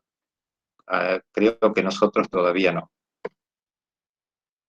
Se sabe ya bastante de la obesidad, la genética fundamentalmente, lo que podemos heredar, cómo nos defendemos, cómo la obesidad es defensiva, y todas las causas en las diferentes edades de la vida, antes de nacer, que empieza la obesidad y termina al morirse, por supuesto, el ser humano. O sea, es un círculo en la vida en donde en cada edad se puede producir todo esto. ¿Por qué? Porque, bueno, ya habíamos dicho, la obesidad es algo que nos defiende y está presente siempre, ese tejido graso para defender. Estos son, les dejo, para el primer nivel de atención, el segundo y el tercero. El primer nivel donde más consulta, donde puede atender cualquier persona en CAPS o centro de atención primaria, no hace falta ser especialista para esto. El CAPS es el mejor lugar, se lo puede ver rutinariamente al paciente una vez al mes, y las indicaciones que hay que dar que ya sabemos, siempre con empatía, no pensando que va a bajar de peso, sino en mejorar todo ese paciente que realmente va entusiasmado porque quiere hacerlo. Ese es clave de decir, yo quiero hacer esto, porque el que no va así va a ser difícil, y ese que no va así lo tengo que tratar de convencer y seducir a que lo haga. Por supuesto, después de 6 meses, hay otras estrategias que se pueden sumar si no hay resultados, son las conductuales, más importantes, puede haber asesoramiento de salud mental y psicología. El plan de alimentación sigue siendo muy parecido, siempre pensar en no bajar demasiado de peso y aumentar la actividad, disminuir el sedentarismo. Si no hay resultados después de 6 meses, sí, ya entramos en otro nivel, en donde hay un equipo, donde está el médico, el nutricionista, el gastroenterólogo, el endocrinólogo, el cirugía bariátrica, en donde está es un equipo ya multidisciplinario, en donde la cosa se hace un poco más intensiva y tiene que haber muchas cosas más. En Tucumán hay lugares como el Hospital Avellaneda, no es 100% interdisciplinario, pero ya se está trabajando de esta forma. Y la etapa 4, bueno, ya el tratamiento es amplio, va a la cirugía, sobre todo de acuerdo a la edad del paciente, medicación si hace falta, ahí sí, disminución calórica, estamos hablando de obesidad mórbida, con muchas morbilidades, pensar en la cirugía bariátrica y otros procedimientos, pero esto ya a un nivel bastante importante, un hospital de alta complejidad y con una serie de interconsultores que me van a ayudar. La prevención temprana es importante, desde que el niño nace, guiar a los padres y cuidadores en el peso materno, que no gane peso la mamá en el embarazo, la excesiva ganancia de peso, la alimentación del niño, la lactancia materna, eso que ya sabemos. Esto es lo más importante, hablar de que el niño tiene que comer lo que tenga ganas, no sobrealimentar, tamaño apropiado, que yo no tengo que dar ejemplo de comer, de repetir plato, todo lo que significa prevención es lo más importante para prevenir esa obesidad. El consumo de dietas necesarias, sobre todo de vegetales, cereales integrales, fruta, evitar chocolates de alta densidad energética, no les digo que nunca, pero todos los días galletas, todos los días caramelo, ya es incorrecto, de vez en cuando no va a haber ningún tipo de problema. Involucrar a la familia es muy importante y permitir la autorregulación de la comida del niño. Quizá lo único que hay que tratar de que conserve el niño es el desayuno. Y el resto, dejarlo. No quiere merendar, dejarlo, que no meriende. Anda jugando, está en otra actividad. Porque por ahí podemos deformar ciertas cosas. Se necesita mucha atención de los padres y ayuda a veces cuando se habla con los papás de cada niño en particular. Siempre hemos dicho que un niñito así como esto parece un niñito sano. Sin embargo, ya sabemos que los buenos hábitos alimentarios en la infancia se mantendrán durante toda la vida y estos, la alimentación junto con los hábitos del ejercicio físico, evitarán obesidad y muchos de los problemas biológicos, psicológicos y sociales que esta grave enfermedad produce. Si nosotros queremos llegar así, espero que lleguemos todos, tenemos que ser así, no queda otra. Desde chico, sobrepeso y obesidad, el que realmente logra hacer el clic, lo puede hacer. Lo importante es tomarlos a los niños desde temprana edad. Bueno, chicos, veamos si hay alguna pregunta. Sí, bueno, acá tenés una pregunta. Dale. El uso de Orlistat y frecuencia de monitoreo. La edad de la cirugía en los adolescentes, en donde alcanzan un estadio de Tanner, no el último estadio, pero un estadio 3, por ahí se podría. ¿Qué más era la edad? El uso de la metformina, fundamentalmente. No, el uso de Orlistat. Orlistat, perdón. El Orlistat es el niño que come mucha grasa y compulsivo, si no, no tiene sentido. El niño comedor, compulsivo y de grasa va a andar bien igual que el adulto. Si tiene una alimentación basada más que en grasa, en hidrato de carbono, no me sirve el Orlistat. Me va a servir muy poco. Y va a ocasionar muchos problemas gastrointestinales que al final lo va a dejar de tomar el Orlistat. Es para las grasas, los que comen más grasa que hidratos. Y que hay personas que son así. ¿Qué otra pregunta? Acá hay una pregunta. Cuando Sí. no se puede hacer la prueba de tolerancia oral a la glucosa, ¿qué se podría hacer? Entonces, bueno, ahí hay una cosa que puedo aportar, que se puede hacer, que es la glucosuria, medir la glucosuria después de la cena, y medir la glucemia y la insulinemia y sacar el glicema. Son las dos cosas que se hacen cuando estamos en una edad que no podemos hacer la prueba de tolerancia oral a la glucosa. Entonces, acá les acabo de hacer subir al campus virtual un artículo donde está justamente todo esto, estas preguntas que van surgiendo, que es de Archivo Argentino de Pediatría, todo el algoritmo diagnóstico, justamente que están ustedes viendo ahora para que tengan complementario con el video del doctor Tolaba. Claro, una buena conducta es en esos chicos hacer determinaciones en ayuno y después postprandiales y poder ver también. Sí, acá hay otra pregunta que no se alcanza a leer. Alguien escribió una pregunta y la borró, ¿puede ser? ¿Alguien más quiere hacer otra pregunta?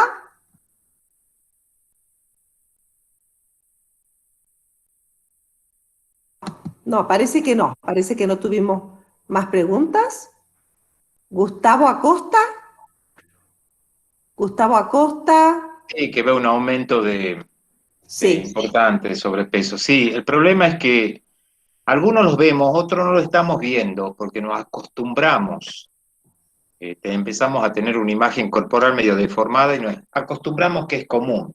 Es como decir, ¿las caries son frecuentes? Sí. El 80% de la población, bueno, tener caries es normal. Es algo parecido. Entonces tenemos que tratar de no pelear, no luchar, pero tratar de empezar a poner más énfasis en prevención. La metformina se puede usar a partir de los 8 años, que yo sepa, sin problema.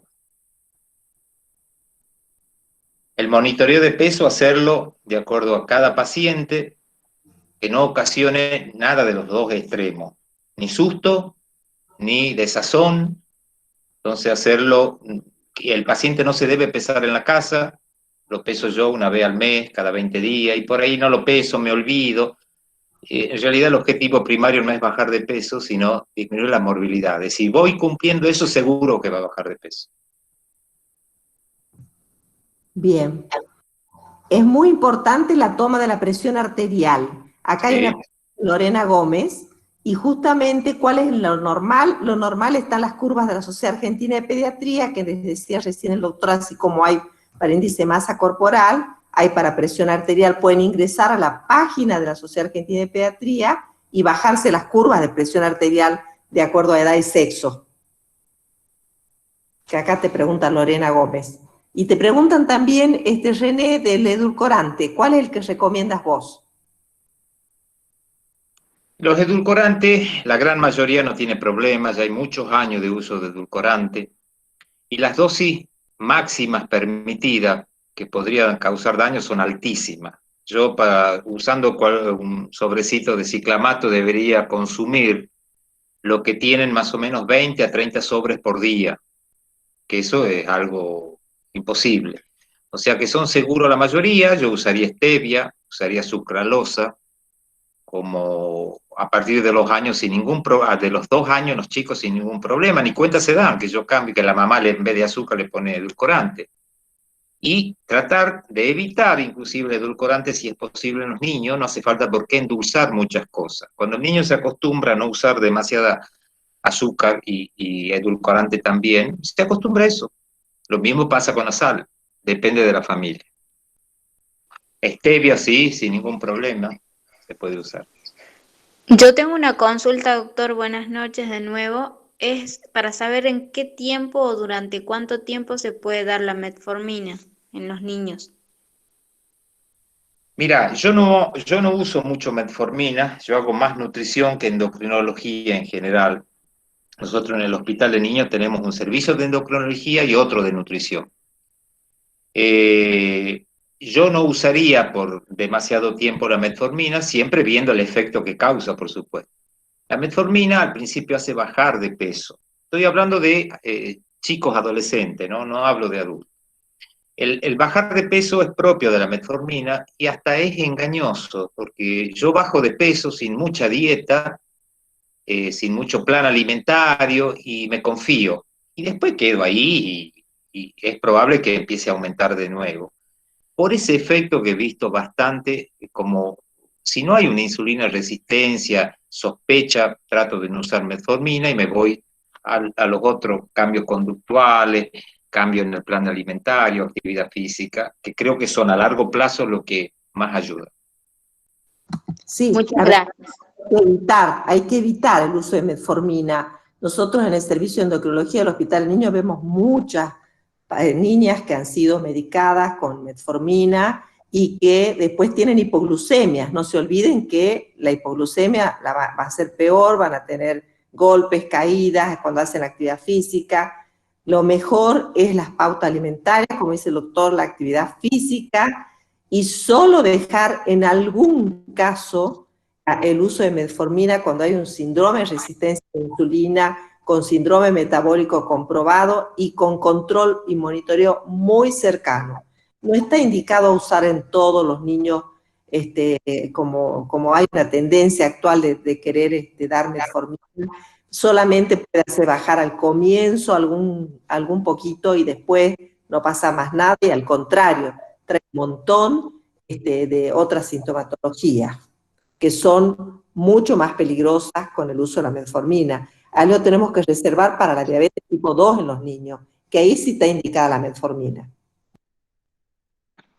En cuanto al respecto al hígado graso, el hígado graso responde al tratamiento que hablábamos de plan alimentario y fundamentalmente actividad física. Es lento, no es rápido el tratamiento, o sea, el hígado graso no va a resolver en 2 meses, pero va a empezar a disminuir y es lo más seguro. Y en cuanto al ovario poliquístico, ya vamos a hablar de la patología en la mujer fundamentalmente, porque sería hablar, tiene que conocer la fisiopatología para poder entender y recordar los síntomas. Ya es una clase aparte que ya vamos a hablar del ovario poliquístico. Lo que dice acá Olga Esther Graves, sí, el problema de obesidad es un problema de familia, es un problema de la sociedad, diría yo, más que de la familia. Y las cosas van por todo lo conductual, lo social, cómo se va deformando, y la búsqueda del placer por la comida, cuando la descarga de endorfina, que también la dan la comida, se puede hacer de otra forma. La actividad física, hacer un trabajo manual, ayudar a la gente, bueno, pero es propio de una cultura, de una sociedad que va cambiando. Pero es generalmente la familia. Si yo no trato a los padres de un niño, no lo voy a poder tratar al niño. Y los padres son el soporte más grande que tienen cuando se dan cuenta y cuando lo logran cambiar.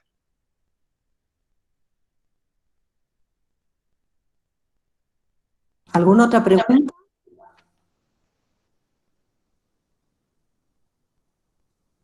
Bien. No tienen más preguntas, muy claras, muy buena.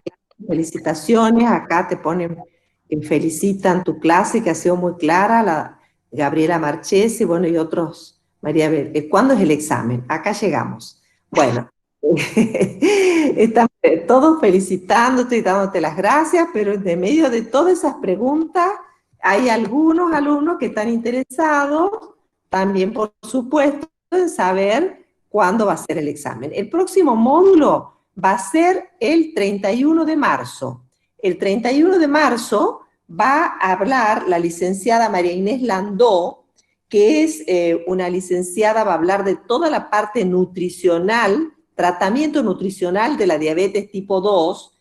La licenciada es profesora de la maestría de diabetología de la Universidad de Salvador de Buenos Aires y es profesora del curso de educación continua para educadores de diabetes de la Sociedad Argentina de Diabetes, una persona que tiene mucha expertise en el tema, así que les va a gustar mucho y además es muy clara y muy pedagoga en todas sus exposiciones. Después de la clase de la licenciada va a haber el multiple choice que se está preparando para que ustedes lo puedan hacer. Ese multiple choice no va a tener más que, va a ser un examen con 4 opciones, de las cuales una sola va a ser la pregunta correcta, digamos, la respuesta correcta, y van a ser solamente 30 preguntas de todos los contenidos que se dieron durante el primer año de la diplomatura hasta hoy, hasta el contenido de hoy. O sea que tienen tiempo para leer. ¿Y cómo van a hacer? Sobre todo circunscribirse a, digamos, a rever los videos, las clases y ver, digamos, el material con las preguntas más, digamos, los tópicos más elementales. No va a ser un examen difícil, va a ser un examen de contenido que tampoco es eliminatorio, el que no lo aprueba tener la opción de recuperarlo, y la fecha exacta del examen es el 31 de marzo después de la clase. O sea que, ¿a qué hora sería el módulo? El módulo va a ser a las 20 horas y el examen va a ser a las 21:15. O sea que estamos ya con todo preparado para que esto sea así. Y los que tengan alguna dificultad, que están mencionando, una sola persona menciona una dificultad con el cupón de pago, tiene que dirigirse directamente con la secretaria, con Miriam Rivero, que les escribo acá el celular para que se conecten con ella, les escribo acá para que ustedes se conecten con ella, que es el 381, ya varios de ustedes lo hicieron y ya lo solucionaron, porque ya varios han podido pagar esta semana, muchos de ustedes. Pero bueno, si sigue habiendo algún problema, se conectan con Miriam, que ahí les anoté el celular. En cuanto a lo que preguntaban de clases presenciales, sería hermoso tener clases presenciales. El número no da para eso. Si nosotros no podemos tener en el hospital, en las aulas, más de 20 alumnos, 15 alumnos, y aún así cuesta mucho. Así que no, es imposible lo presencial. Por lo menos hablemos hasta mitad de año. Si hasta mitad de año tenemos los vacunados como se piensa, bueno, ahí ya cambiaría la cosa, pero por el momento no, es imposible. Ojalá por ahí mitad del año podamos hacer presenciales, porque es lo mejor, pero por el momento no. Así es. Doctora, Así es. disculpe, Sí. el numerito de la señora Rivero, ¿me lo puedes repetir? El teléfono de la señora Rivero, Sí, ahí te lo vuelvo a anotar. Está anotado en el chat, te lo vuelvo a repetir, te lo vuelvo a poner. A ver. 3815 50 44 420. Muchas gracias, doctor. Ahí está. Ahí está, tal cual. Bien. ¿Alguna otra cosa que quieran preguntar o que quieran comentar? Son 30 preguntas. ¿Alguien está preguntando cuántas van a ser? La fecha exacta, 31 de marzo. ¿Y cuántas preguntas serían? 30. O sea que se aprueba con el 70% de las preguntas correctas. ¿Cuánto tiempo va a durar el examen? El examen va a durar 40 minutos, porque va a ser muy, se rige en vivo. Sí, porque le vamos a dar, para que cada uno se lo va a subir al examen al campus virtual, cada uno lo va a ir contestando y esas preguntas van a quedar puestas en el campus y después van a ser evaluadas y se le va a poner la respuesta. No va a ser en el instante ni tampoco va a ser preguntas a cada uno, sino es un examen tipo para todos iguales.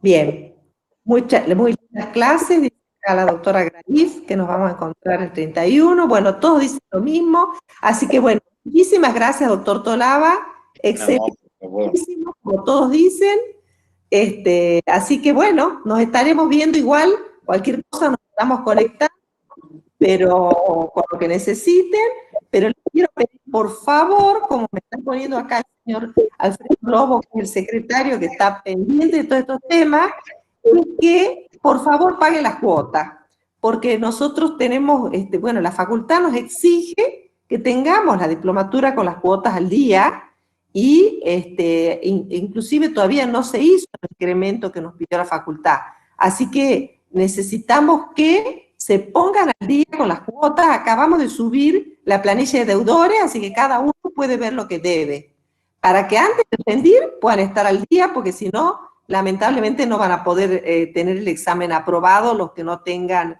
la cuota al día, porque no nos va a permitir eso la facultad a través del campus virtual. Así que por favor les pedimos que hasta el 31 de marzo regularicen la situación. Buenas noches. Chao chicos, gracias por la atención y bueno, tratemos, el examen va a ser de cada tema en particular, de lo que se dio en las clases, la parte general, por supuesto, que es lo importante para poder después trabajar con pacientes diabéticos y con sobrepeso y obesidad. ¿Mm? Nos vemos el próximo 31. Buenas noches, hasta luego. Chao, hasta luego. Hasta luego a todos. Muchas gracias. René. Chao. Chao, chao. Chao.